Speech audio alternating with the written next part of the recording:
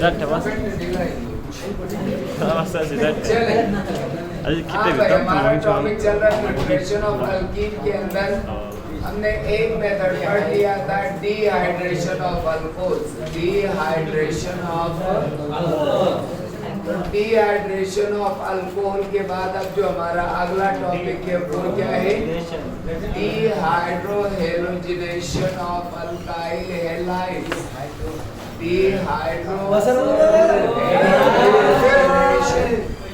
Dehydrohalogenation of alkyl halides.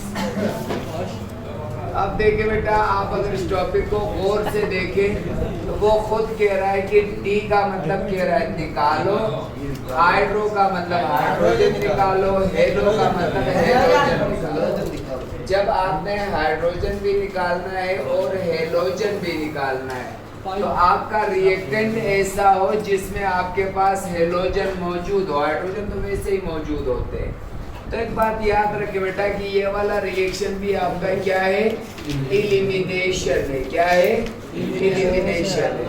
एक और बात भी याद रखें, जो आपके एलिमिनेशन रिएक्शंस होते हैं, एलिमिनेशन रिएक्शंस को हम आसान अल्फाज में अल्फा बीटा एलिमिनेशन भी कहते हैं। क्या कहते हैं? Alpha beta elimination. क्यों?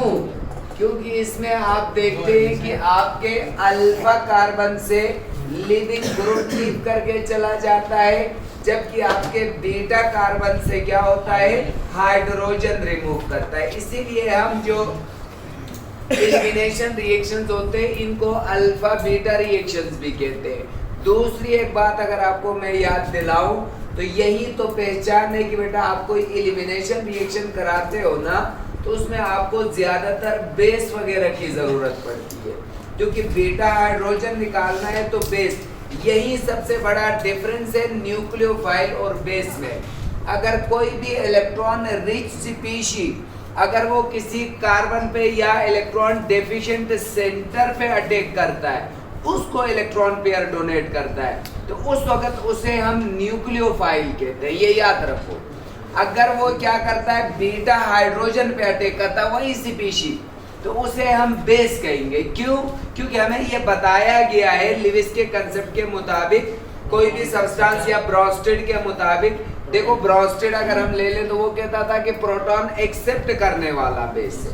तो प्रोटॉन को अगर एक्सेप्ट करना है तो उसको इलेक्ट्रॉन पेयर डोनेट करना है दूसरे अल्फाज में। क्यों? क्योंकि प्रोटॉन तो खाली आते हैं। तो ये याद रखना है आपने, what is difference between nucleophile and base. तो मैंने क्या कहा कि कोई भी इलेक्ट्रॉन रिच स्पीशीज अगर वो कोई इलेक्ट्रॉन डेफिशिएंट सेंटर पे अटैक करता है, मतलब कहीं कोई पॉजिटिव चार्ज या पार्शियल पॉजिटिव पे अटैक करता है, तो उसे न्यूक्लियोफाइल कहोगे। अगर वही स्पीशीज, वही इलेक्ट्रॉन रिच स्पीशीज अगर हाइड्रोजन पे अटैक करता है तो उसे क्या कहोगे? क्या कहोगे? क्या कहोगे? बेस। ये जिंदगी भर याद रखना, ये डिफरेंस है। तो चले भाई, मैं अगली बात की तरफ आता हूँ कि मेरा एलिमिनेशन क्या कहलाता है? Alpha beta elimination. क्यों? क्योंकि अल्फा से लिविंग ग्रुप जाता है और बीटा से आपका क्या जाता है? हाइड्रोजन रिमूव होता है। क्या रिमूव होता है? हाइड्रोजन। और यहाँ से क्या जाता है? Leaving group. एक और छोटी सी बात बताता हूँ आपको, लिविंग ग्रुप की पहचान क्या है? लिविंग ग्रुप क्या होगा? याद रखें बेटा, लिविंग ग्रुप ने लीव करके चला जाना है। कहाँ से जाना है? अल्फा कार्बन से जाना है। ये बात आप अपने ज़हन में बिठा दें। लेकिन दूसरी एक इम्पोर्टेंट बात लिविंग ग्रुप के हवाले से याद रखो बेटा कि लिविंग ग्रुप कभी भी याद रखो कोई high electronegative atom. Leaving group क्या होगा? लिविंग ग्रुप क्या होगा? क्या होगा? मैं आपको प्रूफ दूंगा यहाँ से। लिविंग ग्रुप क्या होगा? हाई इलेक्ट्रोनेगेटिव एटम होगा। ये बात अपने ज़हन में बिठाओ। क्यों? क्योंकि उसने जब जाना है तो इलेक्ट्रॉन लेके जाता है। लिविंग ग्रुप इलेक्ट्रॉन छोड़ के नहीं जाता। जब वो इलेक्ट्रॉन लेके जाना है तो जाहिर सी बात है इलेक्ट्रॉन नेगेटिव होगा तो इलेक्ट्रॉन लेके जाएगा ना। मगर वो खुद मोर इलेक्ट्रोनेगेटिव नहीं हुआ तो उसको इलेक्ट्रॉन देता कौन है? ये तो सारी लेन वो जो है ना बदमाशी का गेम है सारा, कि जहाँ बॉन्ड टूटेगा जो बदमाश है वो छीन के ले जाएगा, जो गरीब है हमारी तरह पाकिस्तानियों की तरह जिए भुट्टो और मुर्दाबाद जिंदाबाद में लगा है। तो बात समझने की जरूरत है कि लिविंग ग्रुप हमेशा क्या होगा? कोई इलेक्ट्रोनेगेटिव एटम होगा या बेशक वो ग्रुप की शक्ल में। लेकिन जो अटैच्ड एटम होगा मस्ट बी हाई इलेक्ट्रोनेगेटिव, ये बात ध्यान में रखें। तो चले भाई हम कर लेते हैं डीहाइड्रोहेलोजिनेशन। तो डीहाइड्रोहेलोजिनेशन को का क्या मतलब है भाई? Removal of HX, removal of hydrogen halide from alkyl halide is called dehydrohalogenation of alkyl halide। तो चले भाई आप करते कैसे हैं? हाँ, when alkyl halides are heated with शराबी KOH, with शराबी KOH, अल्कोहलिक KOH, क्या होता है भाई? Dehydrohalogenation takes place as a result क्या हो जाएगा? As a result alkenes are formed। हम क्या पढ़ रहे हैं? Preparation of alkenes are alkyl halide, तो मेरा रिएक्टेंट है भाई, क्या है? अब इसका जल्दी से मैं अगर रिएक्शन लिख लूं तो कितना अच्छा लगेगा। देखो रिएक्शन, तो रिएक्शन को अगर गौर से देखें तो आप ये मैं एक अल्काइल हैलाइड लेके आ रहा हूँ। क्या लेके आ रहा हूँ? Alkyl halide. तो ये ले भाई, अब मेरे पास क्या है? ये ले मैंने ब्रोमीन लाया, तो ये मेरा क्या नाम है भाई? इस कंपाउंड का नाम क्या होगा? 2-ब्रोमो लगा देते हैं, 2-ब्रोमो-प्रोपेन। ये आपके पास रिएक्टेंट है। तो ये ले भाई, इसके हाइड्रोजन पूरे हो गए।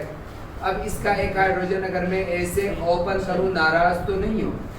तो ये ले भाई, ये आपके पास ये दोनों ने जाना है, लेकिन जाना है तो ले जाने के लिए भी तो किसी को लाओगे ना। तो चले इसको मैं एज अ रिएक्टेंट यहाँ शामिल करता हूँ, क्योंकि मेरे प्रोडक्ट में साल्ट फॉर्मेशन का KOH, और ये मैंने क्या लाया? अल्कोहल लाया। KBr को लेके चला जाएगा तो क्या बन जाएगा बच्चों? KBr। OH इस H को लेके चला जाएगा, अल्फा बीटा, मैंने क्या कहा था? बेस बीटा हाइड्रोजन को लेके जाएगा, तो क्या बन जाएगा? H2O बन गए ये दोनों। अब आपके पास क्या बचा पीछे? CH3CH, और उसके बाद क्या है? CH2। तो देखिए बेटा, दो एडजेसेंट कार्बन एटम में दोनों से कुछ निकल गया, तो नतीजतन इनके दरमियान क्या हो जाएगा? एक बॉन्ड बढ़ जाएगा। तो इसी नतीजे में ये अल्कीन बन गया। अगर मैं क्या करता है, यहाँ से एक और हेलोजन होता, उसको भी निकालता, एक और हाइड्रोजन को भी निकालता, तो ट्रिपल बॉन्ड आ जाता। मतलब आपके ज़हन में ये बात बैठनी चाहिए, जब दो एटम्स या दो ग्रुप्स जाते हैं तो एक पाई बॉन्ड बनता है। दूसरे अल्फाज में अगर ये मैं कहूँ कि एलिमिनेशन रिएक्शंस में आपके पास क्या होता है? दो सिग्मा बॉन्ड कन्वर्ट हो जाते हैं एक पाई बॉन्ड, होते नहीं होते। ये सिग्मा बॉन्ड था नहीं था, ये सिग्मा बॉन्ड था नहीं था, इन दोनों के बदले मुस्तकबिल में एक पाई बॉन्ड आया नहीं आया। तो यही तो मैं कह रहा हूँ कि एलिमिनेशन रिएक्शन में दो सिग्मा बॉन्ड एक पाई में कन्वर्ट हो जाते हैं, जबकि एडिशन में एक पाई दो सिग्मा में कन्वर्ट हो जाता है, इसी का उल्टा। तो चले भाई, तो ये आपके पास बन गया क्या चीज? प्रोपीन बन गया। क्या बन गया? प्रोपीन। अब आते हैं इसके मैकेनिज्म की तरफ। किसकी तरफ आते हैं? जरा सा इसका सफरनामा तो हम देखें ना।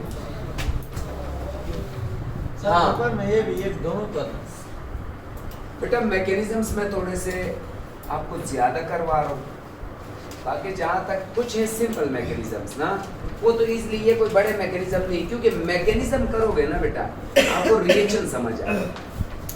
अगर मैकेनिज्म नहीं करोगे तो रिएक्शन याद नहीं रहे, मैकेनिज्म उसके पीछे की लॉजिक आपको समझ आएगी कि अच्छा भाई क्या होगा।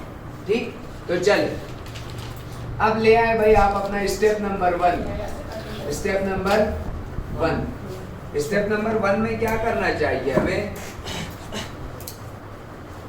स्टेप नंबर 1 में क्या करना चाहिए? हाँ